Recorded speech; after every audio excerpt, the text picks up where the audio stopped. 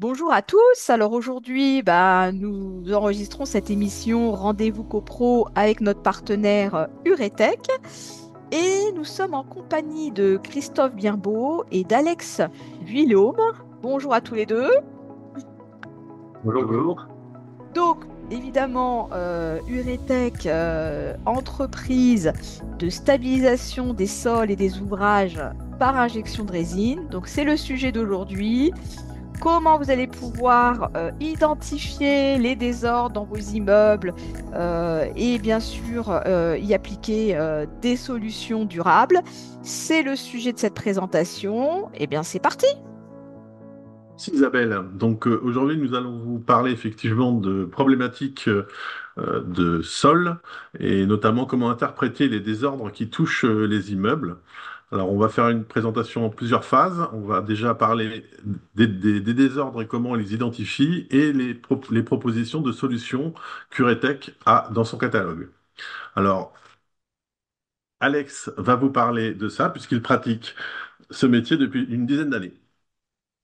Alors bonjour à tous, Alex Vuillaume, ingénieur d'affaires pour Paris, Île-de-France. Alors aujourd'hui, effectivement, le sujet, c'est d'évoquer dans un premier temps comment on peut s'apercevoir que sa copropriété ou encore notre ouvrage est assujetti à des tassements différentiels ou d'autres problématiques. Puis après, on va dérouler sur les solutions qu'Uretech propose euh, en fonction des problématiques qu'on rencontre dans sa copropriété.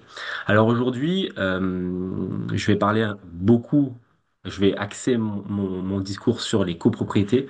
Aujourd'hui, lorsque on a des problèmes de tassement différentiel, ces tassements différentiels vont se manifester de différentes façons. La plupart des pathologies, généralement, ça va être de la fissuration sur des murs porteurs. Alors, quand je dis fissuration, ça peut être de la microfissuration, de la fissure millimétrique, voire centimétrique, qui va jusqu'à la lézarde dans les cas de figure les plus graves. Ça va être également la présence d'affaissement au niveau des chaussées, des trottoirs périphériques qui entourent l'ouvrage en question, ou même encore dans les sous-sols, par exemple, dans les terre-pleins. Euh, il y aura également des cas de figure où on aura des problématiques d'ouvrants, parce que les ouvrants vont avoir tendance à être des zones fragiles qui vont avoir tendance à travailler plus que le reste de l'ouvrage, mais également des problématiques de basculement, même si c'est pas écrit dans notre diapo, lorsqu'on est confronté à des ouvrages dont le monolithisme est assez consistant. Donc, dans certains cas de figure, au lieu d'avoir de la fissuration, on peut avoir des basculements, des pentes qui se créent. Donc voilà, D'accord. Alors ça, c'est visible, hein. C'est visible, je dirais même à l'œil nu. bien sûr. Donc là, on peut se préoccuper voilà, de ces symptômes. Mais parfois, c'est plus vicieux parce que ça peut être dans les sous-sols, ça peut être dans les caves, ça peut être dans des zones qui ne sont pas très accessibles. Bien sûr. Et donc là, il va falloir faire un peu de prévention aussi et visiter ces zones si voilà, on a des doutes sur la question. Tout à fait. Alors, de toutes les manières, enfin, quand on est dans une copro, c'est vrai qu'après, je pense qu'aujourd'hui, la difficulté qu'on a, hein, qu'on rencontre, moi, que je rencontre sur beaucoup de copropriétés parisiennes, c'est comment on en est arrivé là. C'est vrai qu'il n'y a pas suffisamment de prévention aujourd'hui. On arrive souvent lorsque les désordres sont déjà apparus, hein, malheureusement. Avec un peu plus de prévention, c'est sûr qu'on aurait été moins confronté à des problématiques de tassement différentiel où il faut agir directement sur les sols d'assises ou sur l'infrastructure, la superstructure de l'ouvrage. Et donc, effectivement, Isabelle, je te rejoins sur ça, c'est qu'effectivement, il faudrait faire un peu plus de prévention.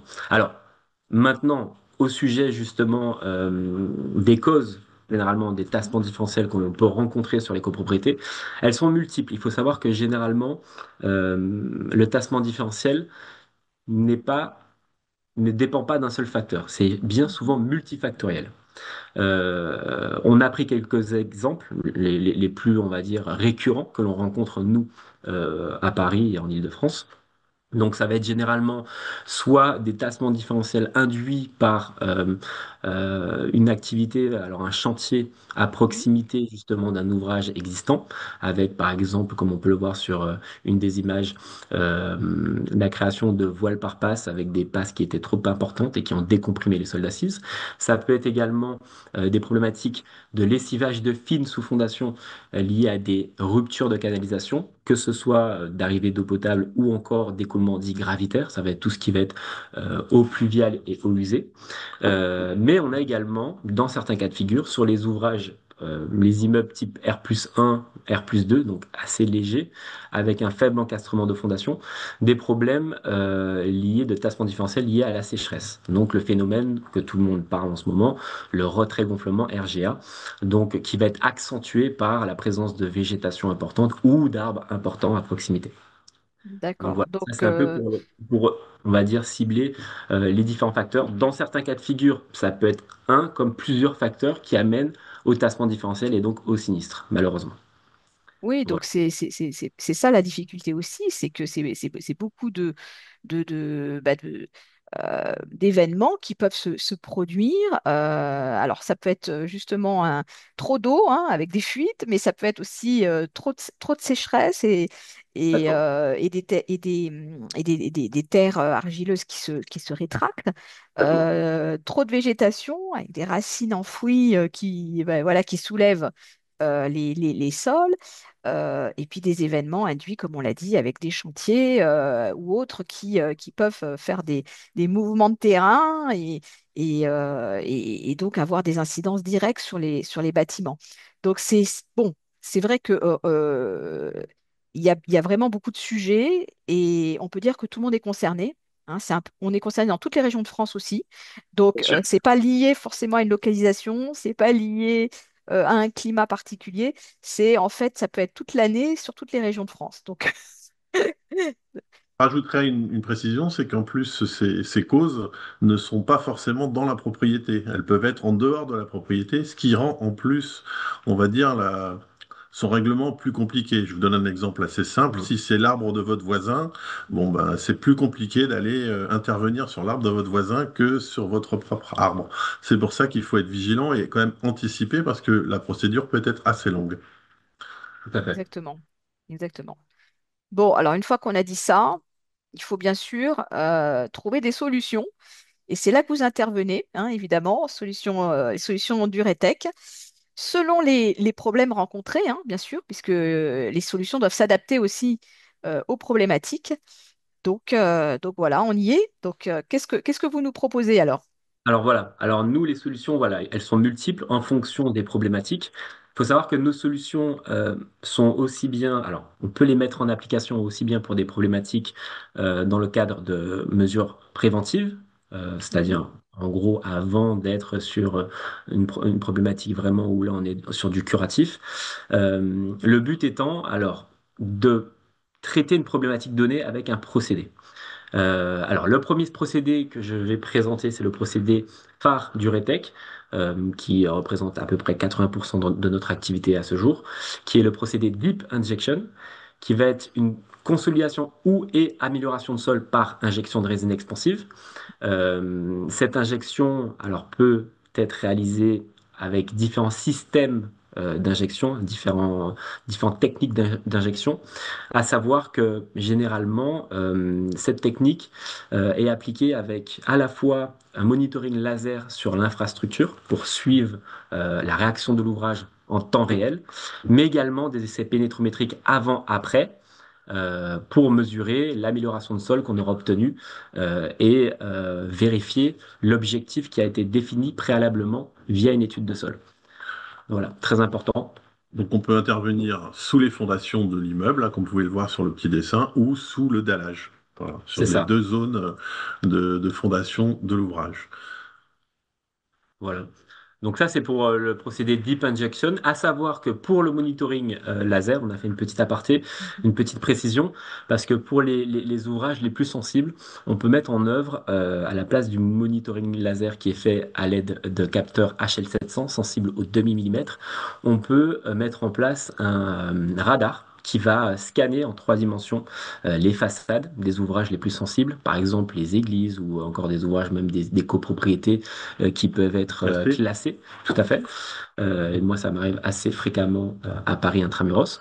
Et donc, de ce fait, ça permet d'avoir un nuage de points qui est visible en temps réel et on peut contrôler et vérifier la réaction de l'ouvrage en temps réel. Et ça, c'est super important lorsqu'on est sur des ouvrages sensibles, fragiles. Donc, c'est un plus pour certains dossiers que l'on doit traiter.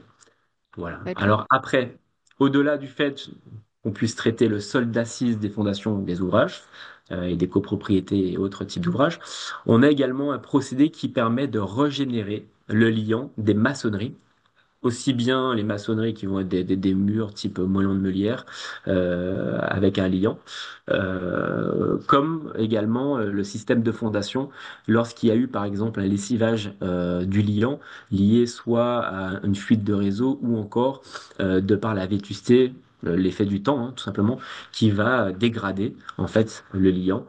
Donc nous, on a vraiment un procédé spécifique qui permet, et qui est une alternative au traditionnel, qui permet de régénérer ce liant via un maillage spécifique, donc sur mesure en fonction de l'ouvrage que l'on traite, et avec des résines spécifiques aussi brevetées, très important, à haute densité, avec une polymérisation qui est plutôt longue dans le temps par rapport aux autres résines qu'on utilise pour du traitement de sol. On utilise D'accord. donc ce procédé beaucoup en restauration de monuments historiques, hein, et on est partenaire membre associé du GMH. Ok. Donc là, on est plutôt sur des murs des parois verticales. Donc, Oui, Alors, c'est tout à ça. fait, des Mhm. moellons, des murs anciens, des immeubles anciens. c'est Des ça. immeubles anciens. Mhm. Et le troisième et dernier procédé, si je ne me trompe Qu'on pas, va vous présenter qu'on va vous aujourd'hui. présenter aujourd'hui, bien sûr, parce qu'on en possède encore trois autres. C'est le procédé cavity filling qui, lui, permet de faire du comblement, en gros, de vide franc. Alors, généralement, on va être sur soit du comblement d'anciennes fosses d'aisance, par exemple, ou encore comblement d'anciennes galeries. C'est possible. Fuite de réseau. Il y a des fuites de réseau. Le but étant dans un premier temps, souffler des billes d'argile de faible densité pour venir après claver le tout via une injection de résine expansive. L'avantage de cette solution, c'est d'une part la mise en œuvre, mais surtout le fait de ne pas rajouter un poids conséquent sur un sol qui peut potentiellement déjà présenter des problématiques de portance. Oui, en comparaison avec un comblement qui serait fait, par exemple, au coulis ou au béton, quoi. Tout à fait, c'est On ça. est 4 fois plus léger que le béton. C'est ça. Donc, c'est là où, en gros, c'est un gros avantage pour justement comparer, on va dire, par rapport à une technique traditionnelle. Donc, en définitive, pour résumer un peu les avantages d'une solution, enfin des solutions que propose aujourd'hui Euretech, en quelques mots, ça veut dire que la mise en œuvre, en gros, comme vous l'avez compris, c'est une mise en œuvre qui est rapide, ça va être peu invasif, on peut traiter et intervenir en milieu occupé. Bien entendu, dans certains cas de figure, il faut mettre en place un planning avec un zonage, mais ça on sait faire dans le cadre de notre IG3. Le résultat est immédiat puisqu'on a 80% d'efficacité dans la minute qui suit notre intervention et après une petite attente de 24 heures à 48 heures en fonction du dossier, en fonction des procédés mis en œuvre. La solution est durable. Il faut savoir aussi, on l'a pas précisé, mais Christophe va vous le dire tout à l'heure. Nous existons depuis 1993-96 officiellement en France, donc pratiquement 30 ans l'année prochaine. Et la technique a fait ses preuves. On a un certain recul et un retour d'expérience dans la mesure où on est l'inventeur et le leader sur le marché. Et on a également des certifications qui permettent de démontrer que nos résines sont elles respectent l'environnement dans lequel on injecte dans la mesure où ce sont des cellules fermées. Aujourd'hui, c'est très important de préciser que les formulations de résine qui sont utilisées ont une agrémentation Excel+. Voilà. Donc, pour finir, sur la partie présentation des procédés, La solution résine est une solution alternative aux solutions traditionnelles qui sont généralement plus lourdes et coûteuses. C'est pas une solution magique, il faut pas l'oublier. Euh, Nous sommes là pour être consultés et répondre au cas par cas, hein, aussi bien à des copropriétaires que des maîtres d'œuvre, maîtres d'ouvrage, ou si ça peut arriver, hein, des propriétaires d'immeubles. Et l'avantage est de pouvoir intervenir rapidement, de manière ciblée, en milieu occupé. Voilà, tout simplement. D'accord. Alors juste pour les copropriétaires ou Oui, syndics qui vont nous suivre, donc si on estime, alors peut-être que bon, il y a eu un diagnostic hein, qui a été effectué par un homme de l'art ou voilà ou un diagnostiqueur qui s'aperçoit que bon, il y a des problématiques de ce type dans un immeuble en copropriété. sûr. On peut vous contacter et à ce moment-là, vous allez vous déplacer, vous allez venir sur place et vous allez faire une étude, certainement, j'imagine, pour voir l'état des lieux, faire un diagnostic de votre côté et voir si votre solution est la mieux adaptée à la situation. Hein, Ouais, c'est ça. tout à fait, Isabelle. Je vais vous présenter l'entreprise en quelques mots et vous expliquer comment on fonctionne et comment on peut avoir une interaction avec les copropriétaires. Donc, un petit rappel, mais Alex en a dit quelques mots. Donc, Uretech, c'est un groupe européen hein, qui a 35 ans d'existence. C'est donc l'inventeur du procédé d'injection de résine expansive pour le traitement des sols d'assises. Aujourd'hui, on en est à 66 000 interventions, donc on a quand même un peu de recul et d'expérience. Et en Europe, on a 75 ingénieurs qui travaillent sur le sujet. Sur la partie France, donc vous voyez sur la carte de France, les petits points représentent l'implantation de tous les ingénieurs d'affaires qui interviennent en France. Euh, on fait plus de 2000 chantiers par an. Donc, pour répondre à votre question, c'est assez simple. Nous avons un numéro vert qui va s'afficher à la fin et vous contactez ce numéro vert et on vous redirigera en fonction de votre zone géographique vers l'ingénieur d'affaires qui est le plus local et qui sera à même de se déplacer pour étudier votre problématique et définir si oui ou non une solution résine est envisageable. Hein, et c'est complètement gratuit, bien évidemment. Alors, les solutions RETEC, on vous en a présenté trois. Il y en a trois autres qui concernent des ouvrages contre terre, des imperméabilisations d'ouvrages contre terre et du relevage de dalles, mais on a préféré vous présenter trois sur les six. Un petit résumé sur les multiples garanties qu'on a. On a quand même un avis technique qui a été renouvelé l'année dernière sur le procédé Deep Injection, donc qui garantit quand même une utilisation courante de ce procédé. On a après des références dans la FNTP et chez Calibat sur les traitements des sols. On a une entreprise qui est ISO 9001 au niveau de la qualité. Excel Plus, Alex en a parlé, c'est une recommandation sur les résines qui prouvent leur résistance à l'agression des sols et le fait qu'elles soient des molécules fermées, donc complètement stables une fois que la réaction est terminée.